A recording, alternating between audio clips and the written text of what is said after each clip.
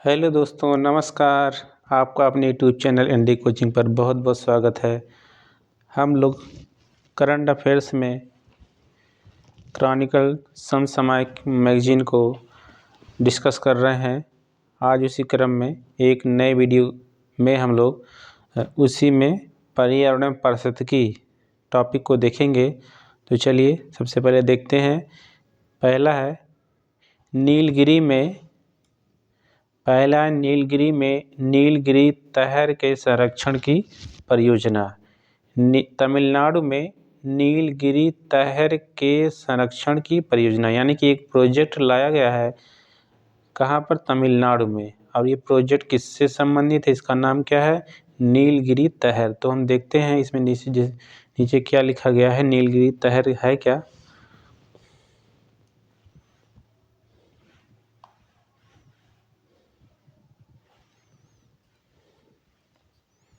तो देखिए, तमिलनाडु सरकार ने, यहाँ से देखेंगे,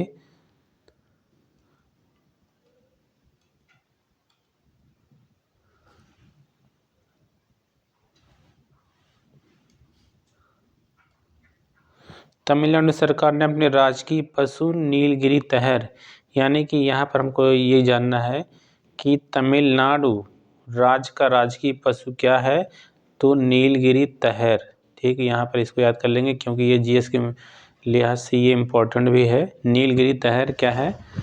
तमिलनाडु का राजकीय पशु। जैसे उत्तर प्रदेश का राजकीय पशु क्या है? बारहसिंघा। उसी प्रकार से तमिलनाडु का राजकीय पशु क्या हो गया? नीलगिरी तहर। आगे देखेंगे क्या है? बकरी की एक प्रजाति है। बकरी की क्या है? एक प्रजाति है का संरक्षण करने के लिए 12 अक्टूबर 2023 को महत्वाकांक्षी कार्यक्रम नीलगिरी तहर परियोजना शुरू की है। स्थानीय रूप से वराइयादू नाम से चर्चित नीलगिरी तहर पश्चिमी घाट की एक लुप्तप्राय प्रजाति है। स्थानीय भाषा में यानी कि वहाँ पर जो है तमिलनाडु में स्थानीय रूप से इसको क्या कहा जाता है? वराइयादू कहा जाता है। ठीक है, और ये क्या है? पश्चिमी घाट की एक लुप्तप्राय प्रजाति है, यानी कि लुप्त होने के कगार पर है। और इसका निवास स्थल कहाँ है? पश्चिमी घाट है। पश्चिमी घाट हम जानते हैं गुजरात से लेकर के केरल तक का जो अरब सागर से तट लगा हुआ वो क्या कहलाता है? पश्चिमी घाट। नीलगिरी, आगे देखेंगे, नीलगिरी तहर खड़ी चट्टानों पर चढ़ने के दौरान गुरुत्वाकर्षण को मात देने के अपने कौशल के लिए जानी जाती है। यानी कि नीलगिरी तहर ये है जो बकरी की प्रजाति है, ये जो खड़ी चट्टानों पर बहुत आसानी से चढ़ जाती है। आगे देखेंगे, इन पहाड़ी बकरियों को माउंटेन मोनार्क कहा जाता है। यानी कि इन बकरियों को क्या कहा जाता है? माउंटेन मोनार्क कहा जाता है।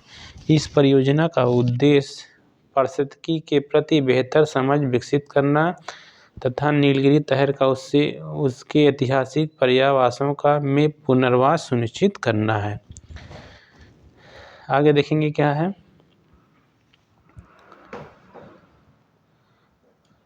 नीलगिरी तहर पर मंडरा रहे खतरों का समाधान करना एवं उसके बारे में लोगों को जागरूक भी इस परियोजना के उद्देश्य में शामिल है। नीलगिरी तहर पश्चिमी घाट की एक लुप्तप्राय प्रजाति है। नीलगिरी तहर का उल्लेख संगम तमिल साहित्य में मिलता है। संगम तमिल साहित्य क्या है? दक्षिण भारत का इतिहास ये है। दक्षिण भारत का इतिहास क्या है जो कहा जाता है तमिल साहित्य को? संगम साहित्य या संगम तमिल साहित्य को ये दक्षिण भारत का इतिहास है। ठीक है, प्राचीन इतिहास में इसको हम लोग पढ़ते हैं। तो देखिए इसमें महत्वपूर्ण चीज़ें क्या हैं जो एग्जाम की दृष्टि से महत्वपूर्ण है। पहला तो ये नीलगिरी तहर, ये परियोजना क्या है? नीलगिरी तहर। इस परियोजना का संबंध किस राज्य से है? तो आप बताएंगे तमिलनाडु से। किस राज्य से? तमिलनाडु से। ठीक है, ये हो गया। नीलगिरी तहर किस प्रकार की प्रजाति है? तो आप कहेंगे एक बकरी की प्रजाति है। बकरी की प्रजाति है। ठीक है, और इसका निवास स्थान कहाँ पर है? तो आप बताएंगे जो है पश्चिमी घाट। क्या बताएंगे? पश्चिमी घाट। हाल ही में तमिलनाडु सरकार ने इसके संरक्षण एवं पुनर्वास के लिए ये प्रोजेक्ट या परियोजना शुरू किया है जिसका नाम क्या है? नीलगिरी तहर। आगे चलते हैं।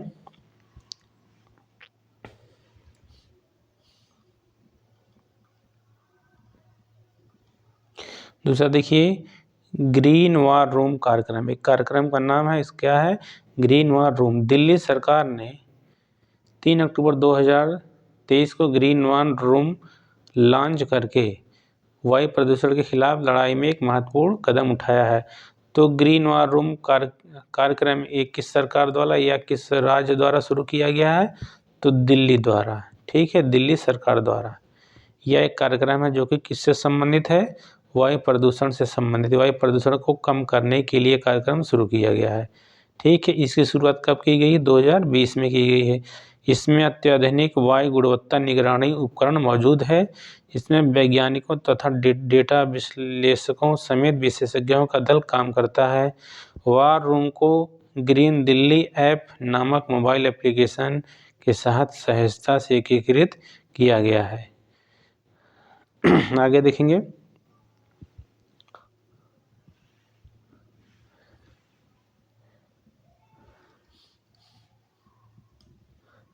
यह एक एकीकृत मंच के रूप में काम करता है जो 28 सरकारी विभागों को जोड़ता है और नागरिकों को ग्रीन दिल्ली ऐप के माध्यम से प्रदूषण से संबंधित शिकायतों की रिपोर्ट करने की अनुमति देता है। दिल्ली सरकार ने 1 अक्टूबर 2023 को सर्दियों के मौसम के दौरान वायु प्रदूषण को कम करने के लिए 15 सूत्री कार्य योजना को शुरू किया है। यानी कि दिल्ली सरकार ने जो सर्दियों में वहाँ का दिल्ली का प्रदूषण वायु प्रदूषण बढ़ जाता है उसको कम करने के 15 सूत्री कार्यक्रम शुरू किया है। ये कब शुरू किया गया है? 1 अक्टूबर 2023 को। हम जानते हैं कि दिल्ली विश्व के प्रमुख प्रदूषित शहरों में से एक है, इसलिए यहाँ की राज्य सरकार समय समय पर ऐसे कार्यक्रम और ऐसे कदम उठाती है जिससे यहाँ वायु प्रदूषण पर रोक लग सके। देखिए आगे इसमें क्या लिखा गया है। इस कार्य योजना में धूल प्रदूषण, वाहनों के उत्सर्जन और खुले में कचरा जलाने की रोकथाम को लेकर विशेष जोर दिया गया है। इस कार्यक्रम का उद्देश्य वायु प्रदूषण से निपटना है, खासकर सर्दियों के महीनों के दौरान। दिल्ली वाहनों, उद्योग और निर्माण सहित स्रोतों से होने वाले उच्च स्तर के वायु प्रदूषण से जूझ रही, यानी कि दिल्ली में वायु प्रदूषण बहुत ज़्यादा है, दिल्ली के लोग उससे जूझ रहे हैं। आगे देखेंगे। पड़ोसी पंजाब और हरियाणा में किसानों द्वारा पराली जलाने से प्रदूषण का स्तर बढ़ गया है। यानी कि जो दिल्ली के जो पड़ोसी राज्य हैं जैसे पंजाब, हरियाणा, उत्तर प्रदेश, यहाँ पर जो कृषि क्षेत्र में जो किसान पराली जलाते हैं उससे भी यहाँ वायु प्रदूषण का बढ़ने का खतरा रहता है। तो इसमें से 2-3 चीज़ें महत्वपूर्ण हैं जो याद करने के लिए। सबसे पहले ग्रीन वॉर रूम कार्यक्रम किस राज्य सरकार द्वारा शुरू किया गया है? तो दिल्ली सरकार द्वारा शुरू किया गया है। ग्रीन वॉर रूम कार्यक्रम का उद्देश्य क्या है? तो वहाँ वायु प्रदूषण को कम करना। ठीक है, आगे चलिए देखते हैं अगला टॉपिक।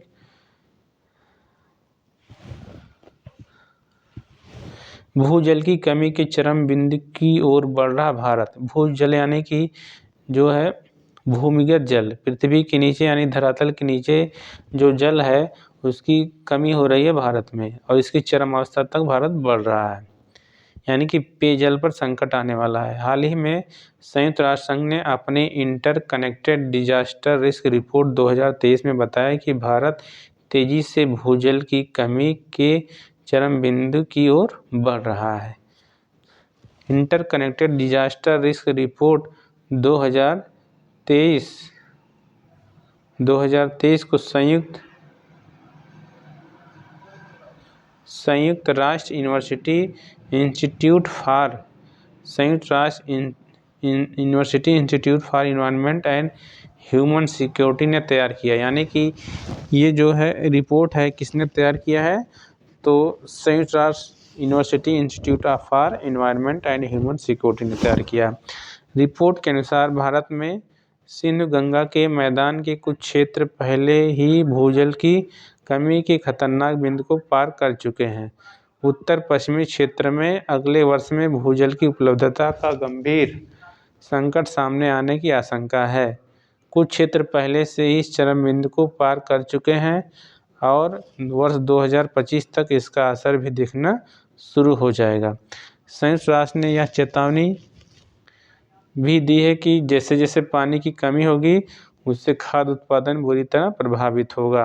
रिपोर्ट में बताया गया कि 70% भूजल का प्रयोग खेती के कार्यों में किया जाता है, यानी कि भारत में, उत्तरी भारत में विशेष रूप से जो भूमि का जल है उसका 70% प्रयोग कृषि कार्यों में किया जाता है। आगे देखिए, विश्व में सबसे अधिक भूजल का प्रयोग भारत में किया जाता है। ये फैक्ट याद करने के लिए महत्वपूर्ण है। देखिए, विश्व में सबसे अधिक भूजल का प्रयोग किस देश में किया जाता है, तो भारत में किया जाता है। और यह अमेरिका और चीन दोनों के कुल प्रयोगों से भी ज़्यादा है, यानी कि अमेरिका और चीन में जितना भूजल का प्रयोग कृषि के लिए किया जाता है, उन दोनों को मिलाने से भी अधिक भारत में जो भूजल का प्रयोग किया जाता है। भारत का उत्तर पश्चिमी क्षेत्र देश की खाद्य जरूरतों को पूरा करने के हिसाब से महत्वपूर्ण है, लेकिन यहाँ तेजी से भूजल का स्तर गिर रहा है और 2025 तक इसके नुकसान दिखने शुरू हो जाएंगे। जल स्रोत अपर्याप्त होने की वजह से प्रायः कृषि के लिए लगभग 70% भूजल निकासी का प्रयोग किया जाता है। तो इसमें यही है कि जो संयुक्त राष्ट्र संघ की एक रिपोर्ट आई है जिसमें भारत में भूजल की कमी होने का खतरा बताया गया है। अभी भारत विश्व में ऐसा देश है जहाँ पर कृषि के लिए सबसे अधिक जो भूमि जल या भूजल का प्रयोग किया जाता है। तो 2025 तक इसकी काफ़ी संभावना है, आप कह सकते हैं इसके दुष्परिणाम देखने को मिलेंगे। अब सबसे ज़्यादा भारत में भूमि जल का प्रयोग किस में होता है, कृषि क्षेत्र में होता है। और इस रिपोर्ट में यह भी कहा गया है कि इसका सबसे ज़्यादा असर जो है गंगा यमुना के क्षेत्रों में देखने को मिलेगा आने वाले समय में। चलिए अगला देखते हैं क्या है, जलवायु परिवर्तन पर डकार रिपोर्ट। यहाँ देखिए, जलवायु परिवर्तन पर कौन सी रिपोर्ट, डकार रिपोर्ट 2023। अब देखिए इसमें क्या लिखा है, हाल ही में विश्व के 46 सबसे कम विकसित देशों, विश्व में कौन से ऐसे देश 46 सबसे कम विकसित देशों का प्रतिनिधित्व करने वाले मंत्रियों ने संयुक्त रूप से जलवायु परिवर्तन पर डकार रिपोर्ट जारी किया। 46 सबसे कम विकसित देश, यानी कि जो है आप कह सकते हैं लो डेवलपमेंट कंट्री वाले देश, यानी कि जहां विकास बहुत कम हुआ है, ऐसे 46 देशों ने मिलकर एक घोषणा पत्र जारी किया है जिसका नाम क्या है, डकार घोषणा पत्र। ठीक है, अब ये घोषणा पत्र किससे संबंधित है, तो जलवायु परिवर्तन से संबंधित है। अब इसमें देखिए आगे क्या लिखा है, डकार घोषणा पत्र में जलवायु परिवर्तन पर संयुक्त राष्ट्र फ्रेमवर्क कन्वेंशन के आगामी 28वें कॉन्फ्रेंस ऑफ पार्टीज यानी COP28 सम्मेलन के लिए उनकी अपेक्षाओं और प्राथमिकताओं को रेखांकित किया गया है। आगे देखेंगे, COP28 संयुक्त अरब अमीरात के दुबई में 30 नवंबर से 12 दिसंबर 2023 तक आयोजित किया जाएगा। देखिए ये इम्पोर्टेंट है, यहाँ पर नोट कर लीजिए इसको नोट्स में। COP21 का आयोजन कहाँ होना है या कहाँ किया जाएगा, तो आयोजन स्थल क्या है, संयुक्त अरब अमीरात, शहर कौन सा है, दुबई। संयुक्त अरब अमीरात शहर कौन सा है, दुबई। संयुक्त अरब अमीरात के दुबई शहर में 12 दिसंबर 2023 तक, यानी कि 30 नवंबर से 12 दिसंबर 2023, यानी कि ये जो अभी COP28 का आयोजन हो रहा है, चल रहा है COP28 का मतलब कॉन्फ्रेंस ऑफ पार्टीज। ये क्या है, जलवायु परिवर्तन से संबंधित एक बैठक होती है। ठीक है, और इसके 28वें बैठक का आयोजन कहाँ हो रहा है, तो संयुक्त अरब अमीरात के दुबई शहर में। ठीक है, ये आने वाले एग्जाम में ये जरूर पूछेगा, ये इंपॉर्टेंट है, इसको आप नोट्स में जरूर नोट कर लीजिए। चलिए आगे देखते हैं।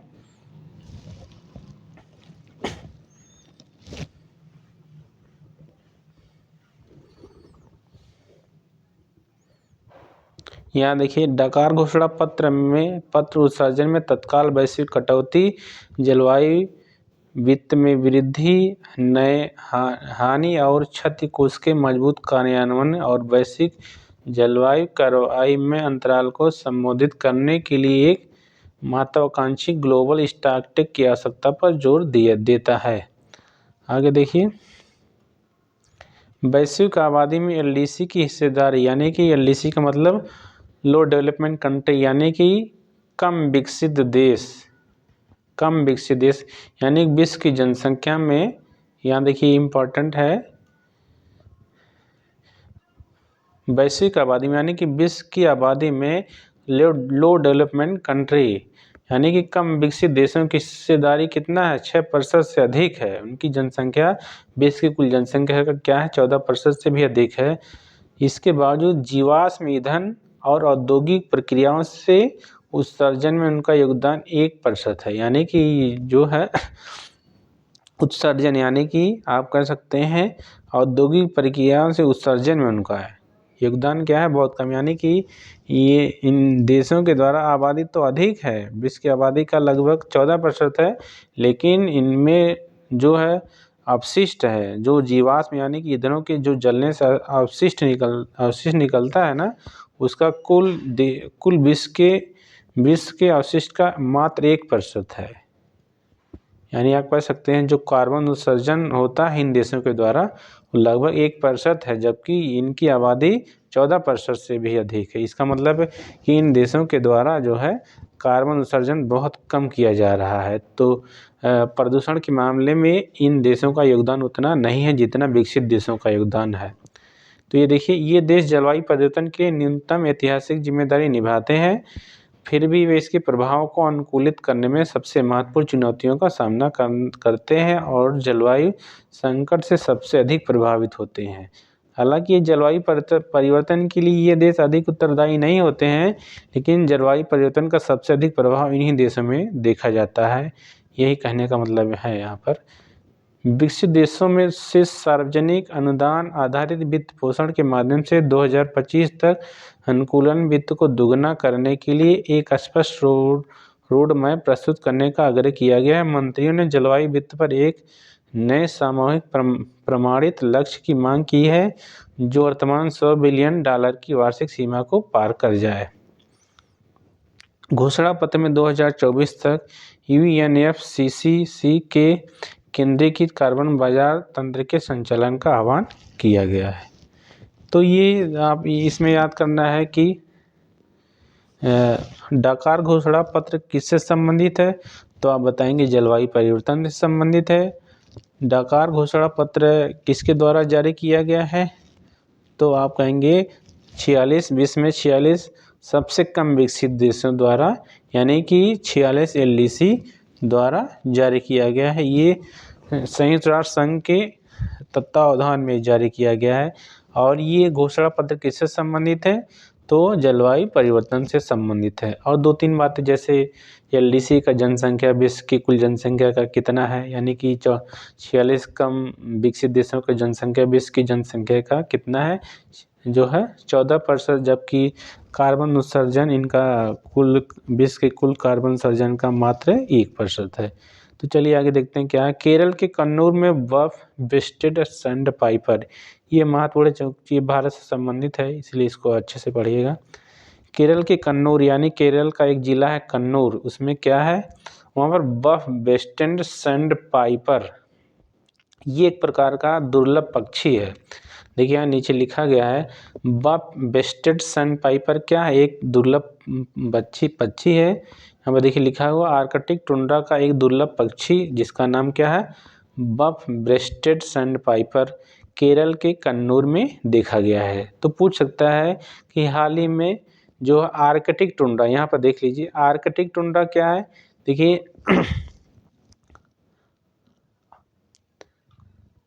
आर्कटिक क्या है, आर्कटिक वृत्त के पास, यानी कि आर्कटिक क्या है, एक महासागर है। आर्कटिक क्या है, एक महासागर है जो कि उत्तरी ध्रुव के पास है। और यहाँ पर जो है शीतकाल लंबा होता है, तापमान बहुत कम होता है, यानी कि ये ध्रुवीय क्षेत्र है एक प्रकार से आप कह सकते हैं। और यहाँ पर ग्लेशियर इत्यादि ज़्यादा होते हैं, यहाँ पर तापमान कम होते हैं। तो यहीं का एक दुर्लभ पक्षी मतलब ये बहुत कम देखा जाता है, बहुत कम मिलता है। यह जो हाल ही में भारत के किस राज्य में कहाँ पर देखा गया, तो आप कहेंगे केरल के कन्नूर में देखा गया। ठीक है, आगे यहाँ पर देखिए, या उत्तरी अमेरिका, यहाँ से देखेंगे या उत्तरी अमेरिका के खुले अंटार्कटिक टुंड्रा में और आमतौर पर दक्षिण अमेरिका में सर्दियों में प्रजनन करता है। यानी कि सर्दियों में क्या करता है, प्रजनन करता है। कहाँ पर करता है, तो उत्तरी अमेरिका के जो है टुंड्रा प्रदेश में करता है।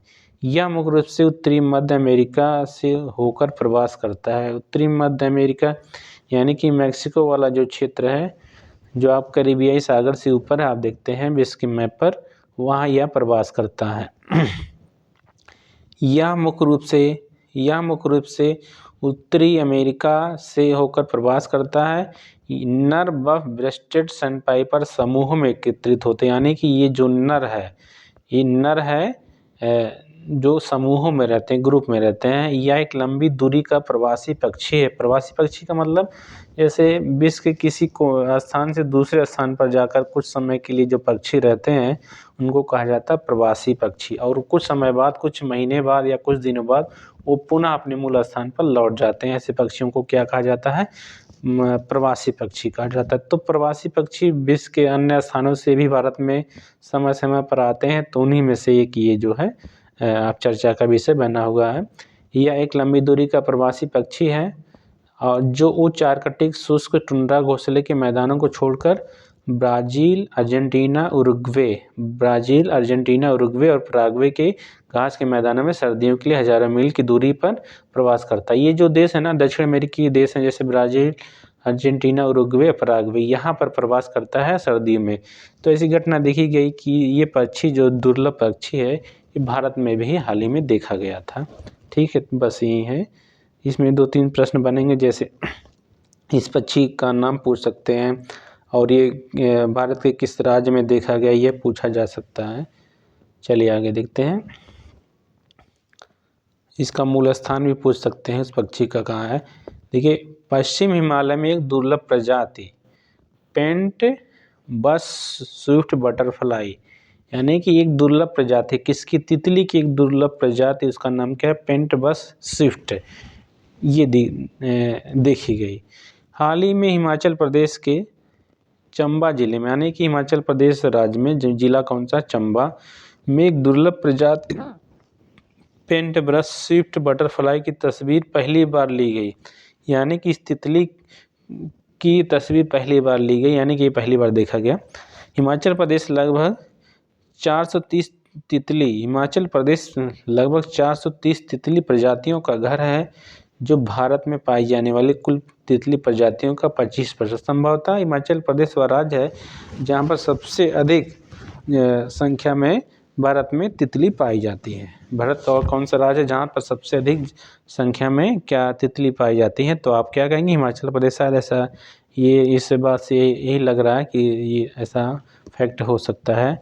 2022 में हिमाचल प्रदेश वन विभाग द्वारा शुरू की गई जंगली भट्टियाट परियोजना, क्या है?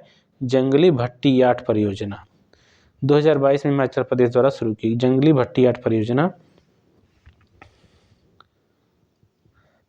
द्वारा तितलियों की 120 प्रजातियों का दस्तावेजीकरण किया गया। यानी दस्तावेजीकरण का मतलब उनको रजिस्टर्ड किया गया होगा, उनका पंजीकरण किया होगा, उनका जो इस तरीके से आप कह सकते हैं उनके डिटेल रखे गए होंगे।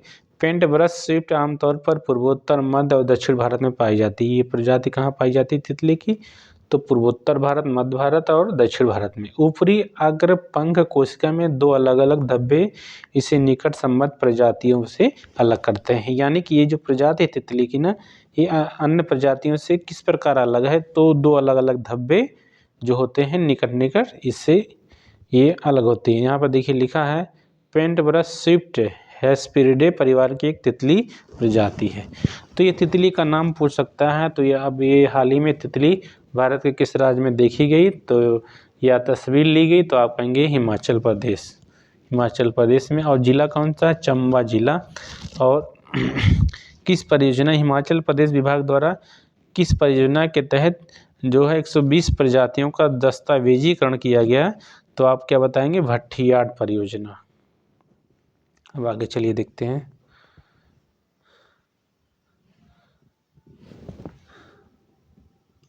नेक्स्ट देखते हैं पिग्मी हॉक का संरक्षण। पिग्मी हॉक का संरक्षण क्या है? पिग्मी मतलब होता है सुअर, यानी कि सुअर की कोई प्रजाति होगी पिग्मी, और उसका संरक्षण किया गया है। ठीक है, चलिए देखते हैं। हाल ही में असम के मानस, कहाँ पर? असम के मानस राष्ट्रीय उद्यान और टाइगर रिजर्व, यानी कि ये नेशनल पार्क भी है। मानस नेशनल पार्क कहाँ है? तो असम में है। ठीक है, और टाइगर रिजर्व भी है। में 18 कैप्टिव ब्रीड के पिग्मी हॉक छोड़े गए, यानी कितनी इनकी संख्या कितनी थी? 18 18 थी। इस प्रकार वर्तमान में मानस राष्ट्रीय उद्यान और टाइगर रिजर्व में इनकी संख्या 54 हो गई। कितनी से हो गई? 54। यह पहल पिग्मी हॉक संरक्षण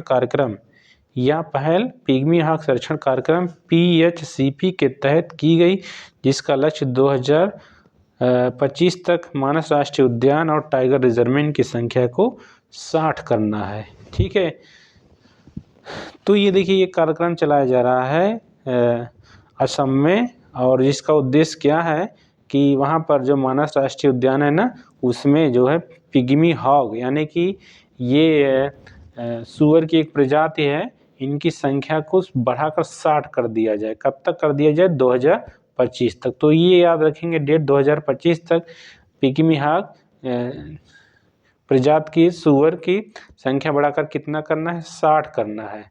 तो अभी हाल ही में जो उनकी संख्या 54 कर दी गई, ठीक है, 18 उसमें से बढ़ाए गए। कितने बढ़ाए गए? 18 बढ़ाए गए 54। तो अभी 6 और बढ़ाना होगा। और ये कहाँ पर घटना हुई? ये सारे जो है ये चीज़ें कहाँ की जा रही हैं? तो मानस राष्ट्रीय उद्यान असम में है। आगे देखते हैं क्या है। इस प्रजाति का मूल निवास स्थान हिमालय के दक्षिणी किनारे के जलोढ़ घास के मैदानों को माना जाता, लेकिन 1970 के दशक में इन्हें विलुप्त एक्सटिंक्ट माना गया था, यानी कि विलुप्त होने के कगार पर है। पिग्मी हॉक संरक्षण कार्यक्रम यूनाइटेड किंगडम स्थित ड्यूरल वन्यजीव संरक्षण ट्रस्ट द्वारा समर्थित है। इस कार्यक्रम की शुरुआत 1996 में गुवाहाटी के पास मानस नेशनल पार्क के बंसवारी रेंज, मानस नेशनल पार्क के कहाँ पर? बंसवारी रेंज से पकड़े गए 2 नर और 2 मादा पिग्मी के साथ की गई। PHC कार्यक्रम के तहत 2011 और 2015 के बीच औरंग नेशनल पार्क, देखिए औरंग नेशनल पार्क भी कहाँ पर है? वहीं पर है, असम में ही। ब्रह्मपुत्र नदी यहाँ से होकर गुजरती है। ब्रह्मपुत्र नदी, औरंग नेशनल पार्क, देखिए यहाँ पर चर्चा कर लेना जरूरी है क्योंकि GS के लिहाज से भी इम्पोर्टेंट है। Orang national park, Orang national park यह कहाँ पर है? तो आप कहेंगे असम में। कहाँ पर है? असम में। ठीक है, इसका पहले नाम हुआ करता था राजीव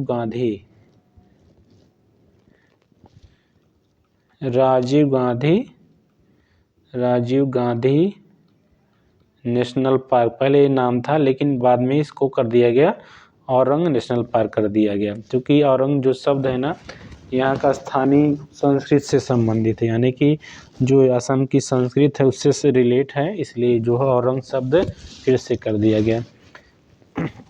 ये जो औरंग नेशनल पार्क है ये एक सींग वाले गैंडे के लिए, किसके लिए प्रसिद्ध है? एक सींग वाले गैंडे के लिए प्रसिद्ध है।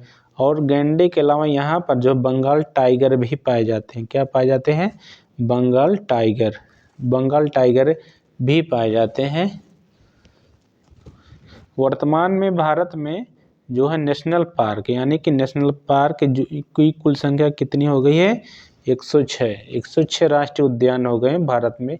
ये अद्यतन डाटा है, 106 नेशनल पार्क हो गए भारत में। और जो है ये औरंग नेशनल पार्क को नेशनल पार्क का दर्जा 1999 में दिया गया। कब दिया गया? 1999। तो ये फैक्ट भी आप नोट कर सकते हैं वहाँ पर, चूँकि ये GS का पार्ट है। चलिए आगे देखते हैं। यहाँ पर देखिए लिखा, पिग्मी हॉक का वैज्ञानिक नाम पोर्कुला साल्वेनिया है। यह आज विश्व में सूअर की सबसे दुर्लभ प्रजाति है। पिग्मी हॉक सूअर की सबसे दुर्लभ प्रजाति है। तो यहाँ सवाल बनेगा कि हाल ही में जो है 18 पिग्मी हॉक जो है किस राष्ट्रीय उद्यान में छोड़े गए या किस राष्ट्रीय उद्यान में रखे गए?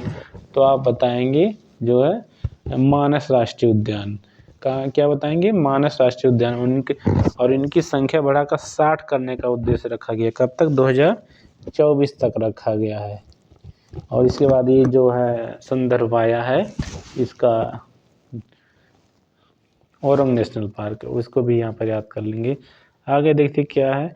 अगला क्वांटम समर्थित हरित हाइड्रोजन उत्पादन तकनीक। चलिए देखते हैं क्या है। हाल में बनारस हिंदू विश्वविद्यालय की ग्रीन कैपिलरी ट्रीम द्वारा विकसित एक उच्च थ्रूपुट क्वांटम समर्थित हरित हाइड्रोजन उत्पादन तकनीकी का एक समारोह में उद्घाटन किया गया। क्वांटम हरित हाइड्रोजन उत्पादन प्रौद्योगिकी का विकास डॉक्टर सोमनाथ गराई और प्रोफेसर एस श्रीकृष्णा की ग्रीन कैपिटलेट टीम के द्वारा किया गया। कैपिटलेट टीम ने एक इलेक्ट्रॉन युक्त प्रोटॉन आपूर्ति प्रणाली का निर्माण किया है जिसके द्वारा ग्रीन हाइड्रोजन उत्पादन की अधिकतम दर लगभग 1 लीटर प्रति मिनट प्रति 10 ग्राम तक अर्जित की गई है। हरित हाइड्रोजन को नवीनीकरण ऊर्जा के द्वारा उत्पन्न बिजली के साथ जल के इलेक्ट्रोलिसिस का उपयोग करके उत्पन्न किया जाता है। क्वांटम समर्थित हरित हाइड्रोजन उत्पादन प्रौद्योगिकी ऊर्जा उत्पादन की मात्रा में वृद्धि कर सकती है जिससे भारत के वर्ष 2047 तक ऊर्जा स्वतंत्र बनने और 2017 तक नेट जीरो लक्ष्य हासिल करने में मदद मिलेगी। हालांकि इतना महत्वपूर्ण हमको नहीं लग रहा है, फिर भी एक बार देख लीजिएगा, यहाँ से सवाल पूछे जाने की संभावना उतनी तो नहीं दिख रही है। यहाँ देखिए, क्वांटम समर्थित हरित हाइड्रोजन उत्पादन प्रौद्योगिकी का उपयोग नवीनीकरण ऊर्जा के दीर्घकालिक भंडारण, कृषि, जीवाश्म ईंधन के प्रतिस्थापन, स्वच्छ परिवहन और बिजली उत्पादन, विमानन और समुद्री परिवहन के लिए भी किया जाता है। चलिए आगे देखते हैं। स्विस ग्लेशियरों का आयतन 2 वर्षों में 10% घटा। स्विस ग्लेशियर का मतलब स्विट्जरलैंड, स्विस का मतलब स्विट्जरलैंड होता है और ग्लेशियर का मतलब होता है हिमनद, यानी कि हिमनद पर्वतीय क्षेत्रों में अधिक ऊंचाइयों पर जो बर्फ की नदियां होती है ना, बर्फ के बड़े बड़े जो क्षेत्र होते हैं, स्थल होते हैं, उनको क्या कहा जाता है? हिमनद, और इसको अंग्रेजी में क्या कहा जाता है? ग्लेशियर। तो इनका आयतन 2 वर्षों में 10% घट गया है। कहाँ पर घट गया है? स्विट्जरलैंड में। यानी कि ये आप कह सकते हैं वैश्विक तापमापन यानी कि ग्लोबल वार्मिंग का एक उदाहरण भी है, आप एक प्रभाव भी कह सकते हैं। स्विट्जरलैंड में ग्लेशियर क्या हो रहे हैं? सिकुड़ रहे हैं, यानी कि उनका आयतन घट रहा है, वो पिघल रहे हैं, यानी कि वो द्रव के रूप में हो रहे हैं और ये जलवायु के लिए अच्छा नहीं माना जाता है। कम बर्फबारी और बढ़ते तापमान, यानी बर्फबारी भी कम हो रही है और ऊपर से तापमान भी क्या हो रहा? बढ़ रहा है, के कारण 2 वर्षों की अवधि में उनकी बर्फ की मात्रा का कुल 10% कम हो गया। ठीक, ये घटना कहाँ पर हुई है? तो आप स्विट्जरलैंड में कहेंगे। आगे देखते हैं। स्विस एकेडमी ऑफ साइंस के Swiss commission for cryosphere observation के आंकड़ों के अनुसार ग्लेशियरों में 2023 में अपनी कुल मात्रा का 4% खो दिया। पिघलने का यह स्तर 2020 में बनाए गए रिकॉर्ड के बाद दूसरा है, जब 6% ग्लेशियर नष्ट हो गए थे। देखिए यहाँ पर 6% ग्लेशियर नष्ट हो गए थे 2022 में।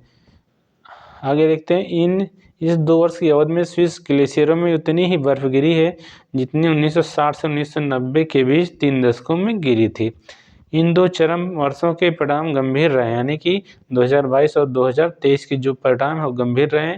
ग्लेशियर ढह गए और स्विट्जरलैंड में कई छोटे ग्लेशियर पूरी तरह से गायब हो गए।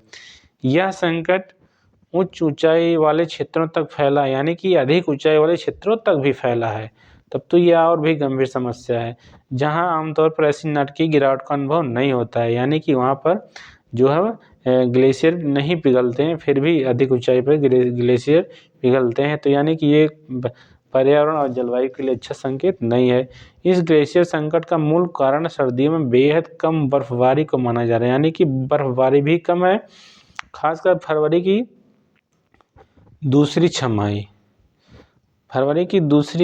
छमाही के दौरान जब बर्फ का स्तर रिकॉर्ड निचले स्तर पहुंच जाता है तो दीर्घकालिक औसत का केवल 30% होता है। यानी कि ये घटना आप कहेंगे कि स्विट्जरलैंड में ग्लेशियर पिघलने की घटना हुई। एक तो बर्फबारी वहाँ पर नहीं हुई, दूसरा जो है तापमान, वैश्विक ग्लोबल वार्मिंग, वैश्विक तापमान में वृद्धि की वजह से भी ग्लेशियर 10% कम हो गए। कार्बन बजट में उचित हिस्सेदारी। कार्बन बजट का मतलब है कार्बन उत्सर्जन।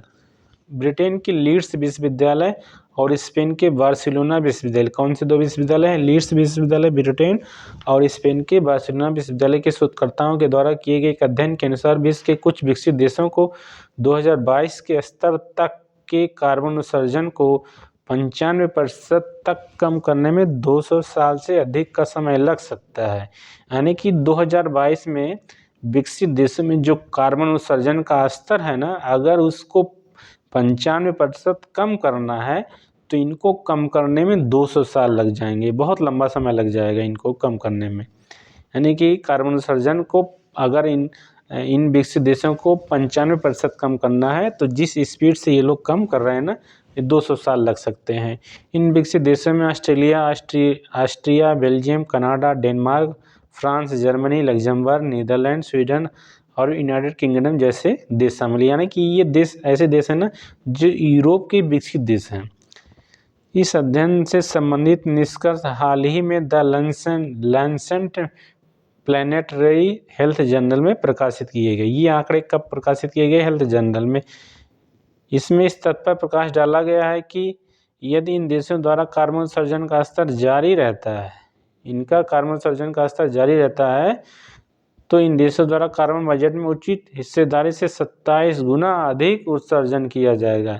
यानी कि अगर इसी वृद्धि दर से ये लोग कार्बन का उत्सर्जन करते रहे ना, तो इनकी जो कार्बन उत्सर्जन में हिस्सेदारी है ना, वो 60 गुना अधिक हो जाएगी।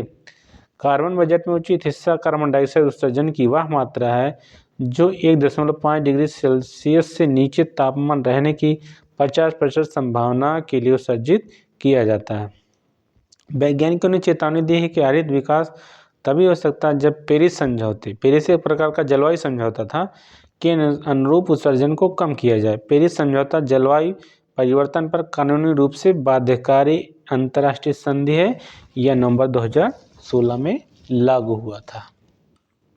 तो देखिए, ये तो बहुत भयावह रिपोर्ट है। इसमें जो है विकसित देशों को इस पर ध्यान देना चाहिए ताकि कार्बन उत्सर्जन कम से कम हो और जलवायु में विषम कोई परिस्थिति ना आ सके, जलवायु परिवर्तन ना हो, ग्लोबल वार्मिंग जैसी घटना बहुत अधिक ना हो, जिससे भविष्य में पर्यावरण सुरक्षित रहे। अगला देखते हैं, क्लाउड सीडिंग से 18% तक ज़्यादा बारिश। देखिए, अब क्लाउड सीडिंग है क्या?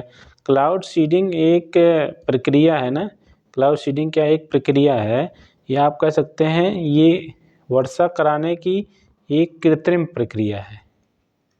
कृत्रिम प्रक्रिया है किसके लिए? वर्षा कराने के लिए। वर्षा कराने के लिए एक कृत्रिम विधि है, प्रक्रिया है, जिसको क्या कहा जाता है? Cloud seeding.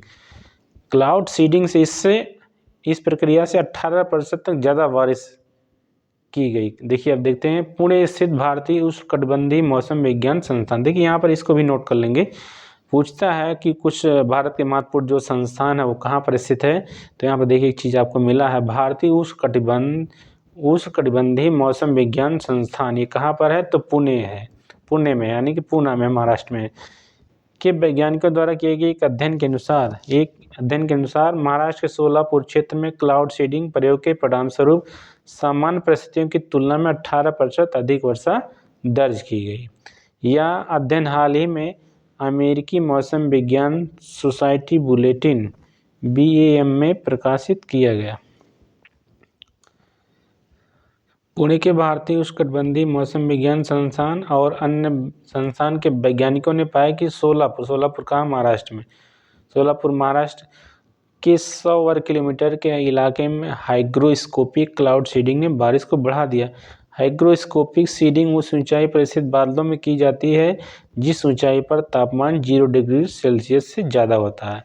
यानी कि अगर तापमान जब बहुत कम होता है ना, तो वहाँ पर जो है वर्षा की संभावना बहुत कम रहती है, क्योंकि वहाँ पर संघनन जैसी क्रिया हो नहीं पाती है। इसलिए वहाँ पर क्लाउड सीडिंग तकनीकी का सहारा लिया जाता है। आगे देखिए, 2017 से 19 के बीच भी एक क्लाउडिंग सीडिंग का प्रयोग किया गया था, जिसमें वैज्ञानिकों ने इसके प्रभाव को देखने के लिए 276 बादलों का मूल्यांकन किया था। इस प्रयोग के लिए एक स्पेशल एयरक्राफ्ट का इस्तेमाल किया गया था। क्लाउड सीडिंग सूखी बर्फ, सिल्वर आयोडाइड एरोसोल के बादलों के ऊपरी हिस्से में छिड़काव की एक प्रक्रिया है। यानी कि क्लाउड सीडिंग में सूखी बर्फ से जो है अब जो बादल होते हैं ना उसके ऊपरी हिस्से में छिड़काव किया जाता है ताकि बारिश की प्रक्रिया को तेज करके वर्षा कराई जा सके। क्लाउड सीडिंग में विमान से केमिकल को बादलों पर फैला दिया जाता है, यानी कि अगर जहाँ पर जो कृत्रिम रूप से वर्षा कराना है तो वहाँ विमान से क्या करेंगे, केमिकल को बादलों पर फैला देते हैं। छोटे कण हवा से नमी सोखते हैं, इससे वे पानी की भारी बूंदें बनकर वर्षा कराते हैं। क्लाउड सीडिंग से बारिश दर करीब 10 से 30% तक बढ़ जाती है। क्लाउड सीडिंग संभावना कितनी हो जाती है? 10% से 30% तक ज़्यादा हो जाती है। क्लाउड सीडिंग प्रयोग से मिले डेटा के आधार पर वैज्ञानिकों ने कम बारिश वाले इलाकों में बादलों में सीडिंग कर बारिश कराने की सिफारिश की है। ठीक है, तो ये बात कहाँ की है? ये घटना ये महाराष्ट्र में आप कह सकते हैं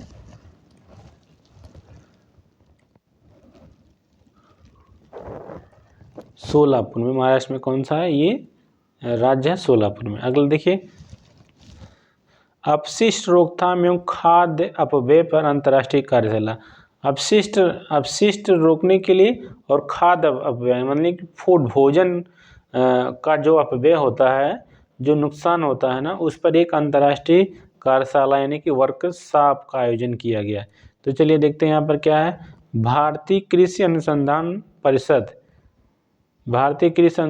परिषद द्वारा जर्मनी के थुनेन इंस्टीट्यूट के सहयोग से 30 अक्टूबर से 1 नवंबर 2030 तक राष्ट्रीय कृषि विज्ञान केंद्र परिषद नई दिल्ली में दक्षिण एशियाई क्षेत्र में खाद्य हानि एवं अपशिष्ट रोकथाम पर अंतर्राष्ट्रीय कार्यशाला का आयोजन किया गया। तो यहाँ ये पूछ सकता है कि अपशिष्ट रोकथाम एवं खाद्य अपव्यय पर वर्कशाला का आयोजन कहाँ किया गया है? तो आप बताएंगे दिल्ली। ठीक है, दूसरा पूछ सकता है कि ये जो वर्कशॉप या कार्यशाला का आयोजन किया गया ना, ये किन दो संस्थानों के सहयोग से किया गया? तो आप क्या बताएंगे? भारतीय कृषि अनुसंधान परिषद और जर्मनी की थुनेन इंस्टीट्यूट, इन दोनों ने मिलकर किया था। हालांकि मुख्य भूमिका किसकी थी? भारतीय कृषि अनुसंधान परिषद। इसको देखिए, इसको क्या कहा जाता है? Indian council of agriculture research. Indian council of agriculture research, ICAR। ठीक है, इसका हेडक्वार्टर मुख्यालय कहाँ पर है? तो आप नई दिल्ली बताएंगे। ICAR कहाँ पर है? भारतीय कृषि अनुसंधान परिषद कहाँ पर है? नई दिल्ली में, या दिल्ली में कहेंगे Indian council of agriculture research. ठीक है, इस संस्था ने ही, ये एक सरकारी संस्था है, इसने ही थुनेन, जर्मनी के थुनेन इंस्टीट्यूट के सहयोग से एक कार्यशाला का आयोजन किया। कार्यशाला का नाम क्या है? अपशिष्ट रोकथाम एवं खाद्य अपव्यय पर। आगे चलिए देखते हैं। कार्यशाला के दौरान भोजन की हानि और बर्बादी की समस्या की भयावहता पर जोर दिया गया है। इस वर्कशॉप में या कार्यशाला में क्या किया गया है? भोजन की हानि और बर्बादी की समस्या पर जोर दिया गया। वर्तमान में वैश्विक स्तर पर 3 बिलियन टन भोजन बर्बाद हो जाता है। आप देखते होंगे जो भी फंक्शन होता है, शादी विवाह में तमाम तरीके से भोजन बर्बाद हो जाते हैं। तो वही इसी पर जो है परिचर्चा हुई थी। सतत विकास लक्ष्य 12.3 का लक्ष्य 2030 तक खाद्य अपव्यय को आधा करना है। देखिए यहाँ सतत विकास लक्ष्य SDG, सस्टेनेबल डेवलपमेंट गोल 12.3 का लक्ष्य क्या है? 2030 तक खाद्य अपव्यय को आधा करना। ये चीज़ आप नोट कर लेंगे। एक देखिए, भारत सरकार द्वारा चलाई गई एक कार्यक्रम है, ठीक, जिसे क्या कहा गया? भारत सतत विकास लक्ष्य। इसको क्या कहा जाता है? SDG कहा जाता है, सस्टेनेबल डेवलपमेंट गोल कहा जाता है। इसका लक्ष्य क्या है? 2030 तक खाद्य अपव्यय को आधा करना है। इसे प्राप्त करने के लिए विकसित और विकासशील देशों की प्रमाणित प्रौद्योगिकियों और प्रथाओं को साझा किया जाना चाहिए और नुकसान एवं अपव्यय को कम करने के लिए समाज के स्वीकार्य तरीकों का उपयोग किया जाना चाहिए। आगे देखिए लिखा है, दक्षिण एशिया को भोजन का प्रमुख उत्पादक और उपभोक्ता माना जाता है। यानी कि दक्षिण एशिया में भोजन का प्रोडक्शन भी सबसे ज़्यादा होता है और यहाँ कंज्यूम भी सबसे ज़्यादा होता है। भोजन के अपव्यय और बर्बादी को कम करना हमारी नैतिक जिम्मेदारी और आर्थिक आवश्यकता है। भोजन के अपव्यय को कम करना खाद्य जनित अपशिष्ट के प्रबंधन में भी सहायक होगा। तो देखिए इस पर 2-3 चीज़ें इसमें इस टॉपिक में याद करना है। पहला तो ये कार्यशाला का या वर्कशॉप का नाम क्या है, तो आप बताएंगे अपशिष्ट रोकथाम एवं खाद अपव्यय। ठीक है, और ये कार्यशाला का आयोजन कहाँ किया गया, तो नई दिल्ली में किया गया। इस कार्यशाला का आयोजन किस संस्था ने किया, तो आप बताएंगे भारतीय कृषि अनुसंधान परिषद ICAR, जिसका मुख्यालय कहाँ पर, नई दिल्ली। भारतीय कृषि अनुसंधान परिषद ने इस कार्यशाला का आयोजन किस संस्था के सहयोग से किया, तो जर्मनी के थुनन इंस्टीट्यूट। तो ठीक है दोस्तों, अब हम लोग इस वीडियो को समाप्त करते हैं। नेक्स्ट सेशन में किसी नए टॉपिक पर चर्चा करेंगे।